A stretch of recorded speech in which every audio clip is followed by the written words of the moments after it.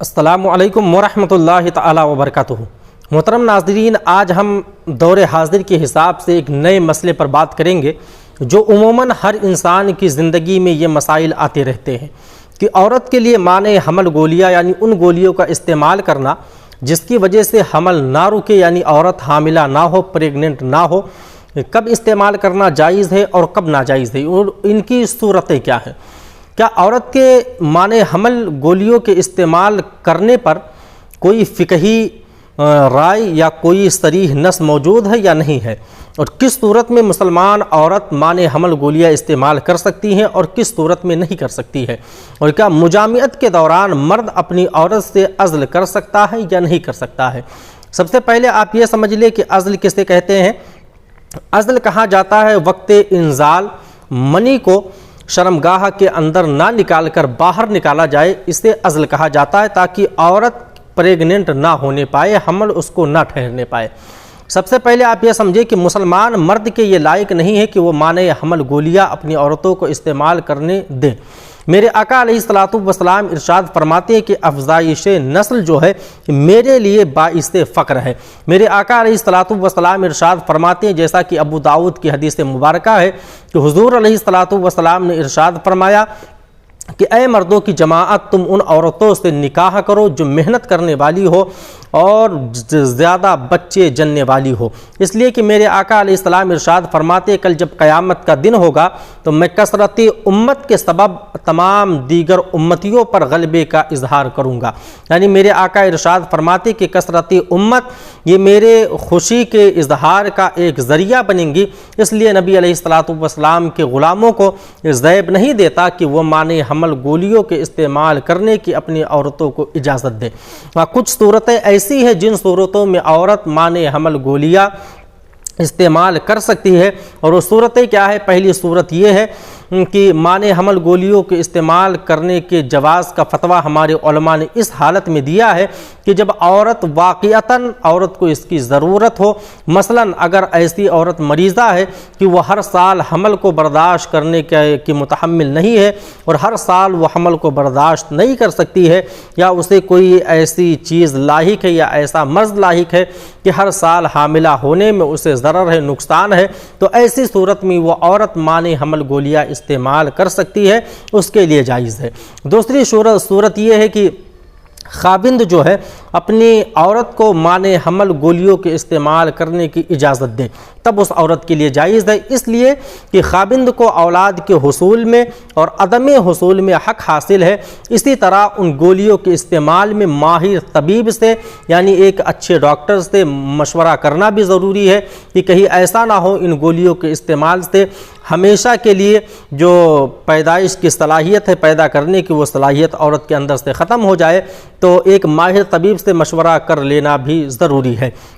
اس لیے کہ مسلسل ان دوائیوں کا استعمال کبھی کبھی آنے والے زمانے میں عورت کے لیے نقصان دہ ثابت ہوتے ہیں اور لا تعداد متعدد بیماریوں کا ذریعہ بھی بنتے ہیں۔ رہا عزل کرنا، جیسا کہ میں نے پہلے آپ کو بتایا ہے کہ عزل کہتے ہیں وقت انزال جمع کے دوران وقت انزال منی کو عورت کے شرمگاہ کے اندر نہ نکال کر بلکہ باہر نکالا جائے تاکہ عورت پریگننٹ نہ ہو۔ تو عزل کرنا دوران جمع جو ہے،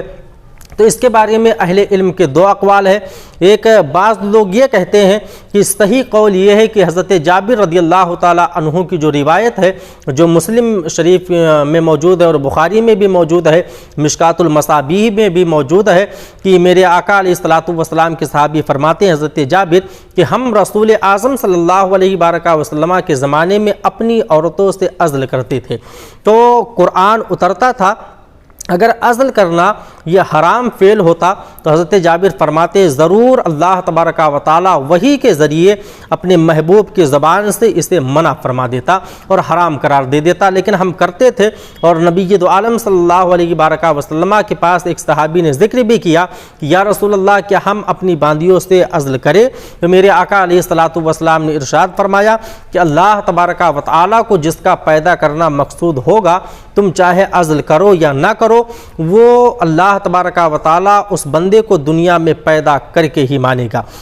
یعنی رب تبارک و تعالیٰ کی مرضی اگر شامل ہوگی تو وہ انسان دنیا میں آئے گا، چاہے تم عزل کرو یا نہ کرو، اس لیے کہ اللہ ہر شے پر قادر ہے۔ لیکن جمہور علماء کا قول یہ ہے کہ اگر عورت آزاد ہے تو مرد اپنی آزاد عورت سے بغیر اس کی اجازت کے عزل نہیں کر سکتا۔ کیوں نہیں کر سکتا؟ کیونکہ